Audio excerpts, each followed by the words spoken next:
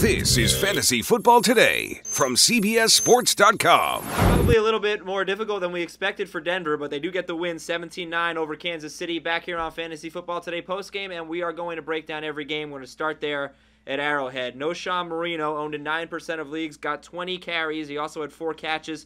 Ronnie Hillman had just 3 carries. We talked about this at the top of the show, Dave. But look, the Broncos, they have Tampa Bay, at Oakland, at Baltimore, and Cleveland, and then Kansas City in Week 17. It's a nice schedule. How excited are you to have Moreno on your team? Well, I'm excited about the schedule, and I actually have Knowshon on a couple of my teams, but I picked him up just in case Hillman didn't work out. Well, it looks pretty clear that Hillman hasn't worked out, and now Moreno, you've got to figure he's the back to own in Denver. The schedule's great down the stretch. 24 touches in a game against Kansas City where it was close. It wasn't a blowout like everybody thought it would be. It would be exciting, and he's going to be the hot name off waivers this week. He's the #1 name off waivers. Jamie, it's Dwayne Bowe. He's has not scored a touchdown since Week 4. Is he droppable at this point? Yeah, he's been droppable now for several weeks. You know, it's unfortunate because he did get 12 targets in this game, but we've seen what he's been when he doesn't have Matt Castle as his quarterback, and it's pretty, tough to say that he can start to pick things up with Brady Quinn.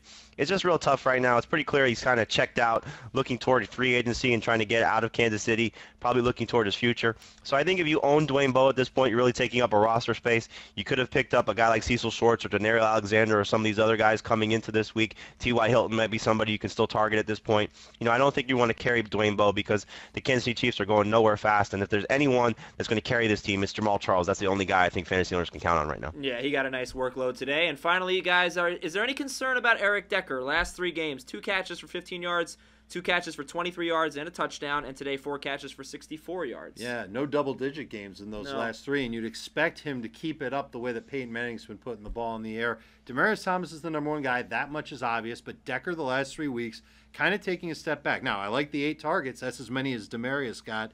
And it looks like Denver tried to run the ball a little bit more than they normally would, or maybe as much as they would. And that means that they didn't have to throw the ball 45 times a game.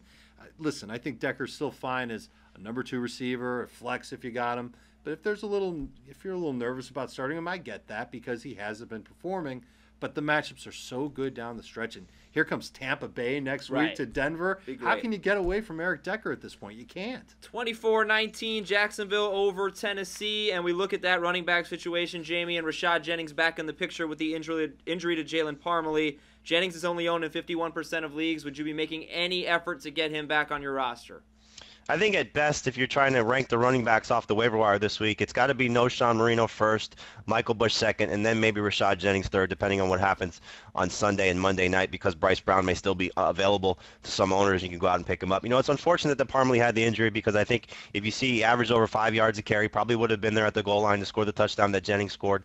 So it just takes away what could have been a nice day for him, especially with a good matchup. Again, a running back gets over 12 carries against this Titans defense, comes away with either a touchdown or 100 yards rushing, so that trend continues, and I think Parmalee would have had the opportunity to do that. So hopefully he's okay. If he is, I think you can still hold on to him. You'll just have to sort of see what happens coming out of the Monday press conference with Jacksonville. And I think the one thing you've got to look at is, did Rashad Jennings do enough to earn back some of that role in the run game? I see, that's the thing. I don't think he did either. He averaged 2.7 yards per carry. Right. And the touchdown, like Jamie said, was just circumstance because Parmalee was out. We'll see how Parmalee's feeling later this week. All right, Chad Henne, actually not too bad. I own in 19% of leagues. He scored 20 fantasy points, and then Cecil Shorts and Justin Blackmon were good again.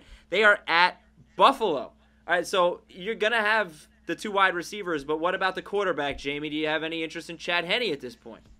Well, definitely in 2 quarterback leagues. I don't know how much further you're going to go with that because we've seen some of these other quarterbacks just have amazing performances as well. And who are you going to start Chad Henne over? I can understand that, the owners that have been struggling with the Roethlisberger injury, not being able to find a suitable replacement for Michael Vick. How about Phillip Rivers? Yeah, Phillip Rivers is a great name to mention, but I hope you found an alternative for Phillip Rivers 6 weeks ago when he was struggling then. So I think if you're just looking at where Chad Henne stacks up, he's one of those guys that, behind Colin Kaepernick for sure, because Kaepernick's dynamic ability and playmaking and team and all those things that he brings to the table just a little bit safer than what Chad Henne is. But he's taken the opportunity. We heard, what they've said, that Mike Mularkey said he has a 6-game audition. So far after 1 game, he's been great, gets them their 2nd win of the season, plays well in doing so. And you got to be excited if you're a Cecil Shorts owner or a Justin Blackmon owner because you're seeing a quarterback that's not afraid to put the ball in places where these guys can make plays. So I think if I'm a Chad Henne owner, I wouldn't be If I need a quarterback, I wouldn't be afraid to pick up Chad Henne as a backup option, just in case, maybe like a Matt Schaub or Matt Ryan, they decide to rest those guys at any point down the stretch. Maybe that's a good guy to speculate on, that he's still doing well week 15, week 16. But you don't want to trust yourself using Chad Henne in the fantasy playoffs. And I would look at Mercedes Lewis. If you're desperate at tight end, he had just as many targets in the game as Justin Blackmon. Chad Henne's looked for him now 2 straight games. It's another name to put in the mix when you're going to find a tight end and you don't have a stud from week to week. Real quick, are there any Tennessee wide receivers worth owning in a 12-team league? I go back and forth with them. I know that Washington had the most targets, but Britt had the fewest targets and the touchdown. Yeah. Maybe he's got the most upside. Britt does. All right, Cleveland beats Pittsburgh 20-14, and Josh Gordon. I just want to mention, so we talked about this last week. We weren't expecting too much, and he was okay, 4 for 60, but a favorable schedule coming up. At Oakland, then Kansas City, then Washington, at Denver, and then if you play Week 17 at Pittsburgh. So he might be a guy you're looking at on waivers. I like that schedule much better for Richardson than I do for Gordon. Oh, sure. But he's and the other part of it would be if Brandon Whedon's out, you don't want any part of Josh Gordon. Yeah, that's a great point. Pittsburgh running backs here. It is a mess right now. What do you make of it, Dave? Lots of fumbles in this game. If any of these guys could hold on to the football, they'd have a great opportunity. Mendenhall had a couple of fumbles. Redmond, Dwyer's messed up in there, and then they all fumbled. Chris Rainey gets in, scores a touchdown on a nice second effort, and then hurts his leg later on in the game. I bet they're going to go with the hot hand theory as they have before. I would imagine that Dwyer would have an opportunity to come back in and play.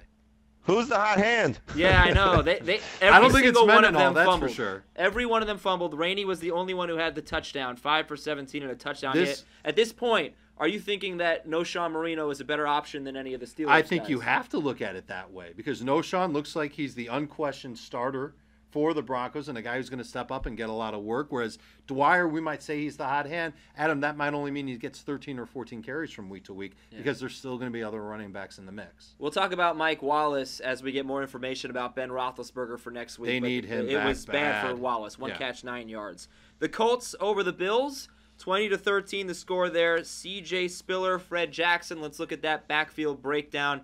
Spiller, they said he was going to get most of the reps, and he did. And Jamie, it looks like he's the number one guy. I mean, is it start Spiller, sit Jackson from this point on? I think you got to look at it that way, and you look at the way that the Bills' offense has played. Granted, they haven't won, the games that Spiller has dominated outside of that Miami game, but it's pretty clear what their offense is built on and what they're going to try and do. And C.J. Spiller is clearly their future. Ryan Fitzpatrick, there's already talk about them going out and getting a new franchise quarterback, whether through the draft or some other way next season. And Fred Jackson, even though he's been so good for the Buffalo organization, been so good for fantasy owners, it's pretty clear C.J. Spiller is the future there. So they're going to ride C.J. Spiller the rest of the season. I think he's a great fantasy option going forward. Fred Jackson, you're not cutting him, but you're probably going to have to wait for an opportunity to trust him, to play him again. It's just unfortunate because he had his best game of the season in that game against New England a couple weeks ago, and then he gets the concussion, and, C.J. Spiller just comes in and seizes control of the job. So right now it's just real frustrating if you're a Fred Jackson owner. I agree with you, Jamie, but there is one silver lining. C.J. Spiller only played 2 more snaps than Fred Jackson, according to my count.